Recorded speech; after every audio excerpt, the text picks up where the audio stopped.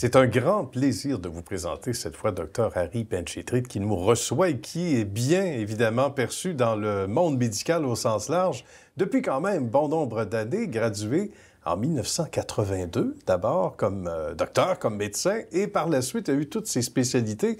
Merci de nous recevoir, Dr Benchetrit. Ça me fait plaisir. Merci, Nicolas. C'est très gentil de prendre de votre temps précieux parce que je sais que vos journées sont bien musclées. Vous avez donc décidé, au-delà de la médecine, mais je veux vous entendre d'abord sur le fait d'embrasser une carrière en médecine. C'est pas pour tout le monde, hein? C'est une véritable vocation.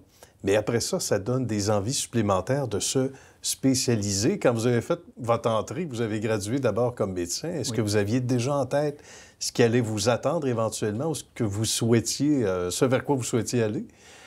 Bien, pas vraiment. J'étais assez jeune quand j'ai fini mon cours de médecine en 82 et j'avais des intérêts, évidemment, dans les spécialités, mais je n'étais pas encore très sûr. Mais c'est quand j'ai commencé mon internat que j'ai réalisé que je voulais être chirurgien. D'accord. Et quand j'ai pris cette décision-là, j'ai évidemment touché un petit peu à toutes les spécialités chirurgicales et c'est vraiment la plastique qui m'a accroché. Bien. À ce moment-là, ça ressemble à quoi le portrait? Parce qu'aujourd'hui, on va y revenir ensemble tantôt, il y a le phénomène des médias sociaux, de l'apparence, des selfies, etc.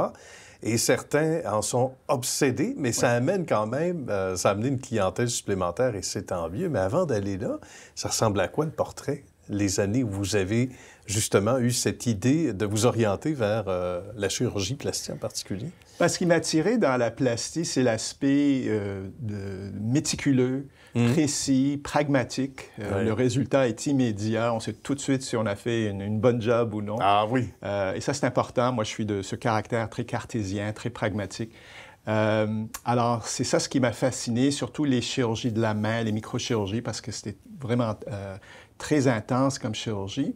Et une fois que j'ai commencé dans ce domaine, de plus en plus, j'avais une clientèle qui voulait des chirurgies esthétiques. D'accord. Et ça a pris une plus grande partie de mon temps. Et j'ai développé cet aspect-là avec les années, la demande, et surtout que mon intérêt est devenu un peu plus global. Je voulais toucher à d'autres parties du corps que juste la main ou juste le visage. Je voulais toucher à toutes les parties du corps. Et l'esthétique me permet vraiment de toucher à peu près à tout entre les orteils et le front. Bien, c'est intéressant. Et c'est déjà pas mal comme mandat, hein? C'est assez complet. Je sais ce qui est beau à l'œil. J'aime la symétrie, j'aime les résultats naturels. J'aime vraiment que la patiente ait l'air plus jeune et plus en forme, mais qui ne paraît pas synthétique d'aucune façon. Ben voilà. Alors ça, c'est vraiment le côté artistique. Et puis le côté science, évidemment, c'est les techniques, c'est la sécurité, c'est une approche méthodique. C'est un domaine vraiment fascinant et on sait qu'il y a eu une évolution à travers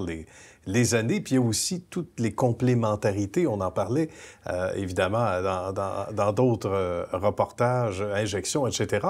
Mais ici, la chirurgie, quand on s'y concentre et on s'y consacre et qu'on en fait notre vie, hein, le métier de notre vie, ça doit être fascinant à travers les années. On revient au fait que dans, évidemment, les dernières années, il y a tout le phénomène des médias sociaux, etc., où le paraître est important. On a senti une croissance au niveau de la demande, beaucoup.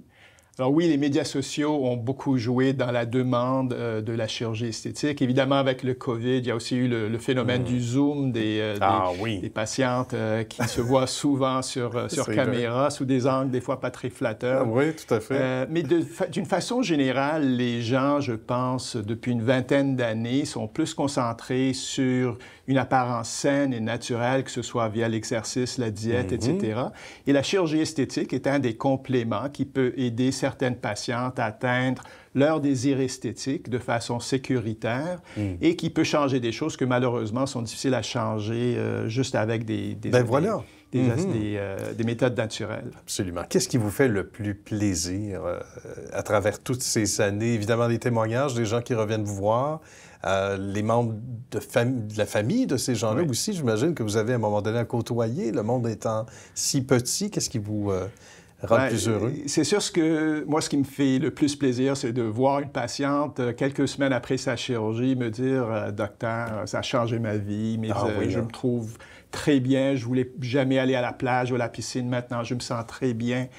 Et plus tard, puisque je suis déjà en carrière depuis un certain nombre d'années, maintenant je vois les enfants de mes premières patientes qui ont aussi certains désirs esthétiques. Alors ça me donne vraiment un bon feeling de savoir que la mère ou le père de cette patiente-là me fait confiance encore pour s'occuper de leurs enfants. Bien, c'est bon signe. Ça veut dire que c'est fait avec, évidemment, beaucoup de doigté, de précision et surtout de bon goût, on va le dire. Et à travers toutes ces années, on sent que l'appétit est toujours là, c'est-à-dire votre désir de toujours bien aider ces gens-là, parce que c'est une forme d'aide, hein, inévitablement. C'est une noble façon d'aider. Et l'appétit demeure toujours, hein, ou si on veut, cet intérêt à vouloir poursuivre, et c'est tant mieux, là, parce qu'il y a encore de belles années devant vous, là. Absolument. Bien, j'ai toujours ma curiosité intellectuelle qui me pousse vers l'avant. Je suis toujours vraiment sur les nouvelles techniques, sur les nouvelles technologies qui existent dans notre domaine. Je veux toujours voir ce qui marche moins bien et offrir les bonnes techniques à mes patientes, que ce soit pour une augmentation mammaire, que ce soit pour une abdominoplastie. Je veux vraiment lui offrir ce qu'il y a de mieux et que son parcours soit le plus facile possible. Bien. Et ce, au goût du jour, évidemment. C'est bien dit. Dr. Ben Chetrit, merci d'avoir pris de votre temps. C'était un bonheur de vous rencontrer. Merci de nous avoir accueillis aujourd'hui et bonne suite de succès. Surtout. Ça m'a fait plaisir. Merci. À bientôt.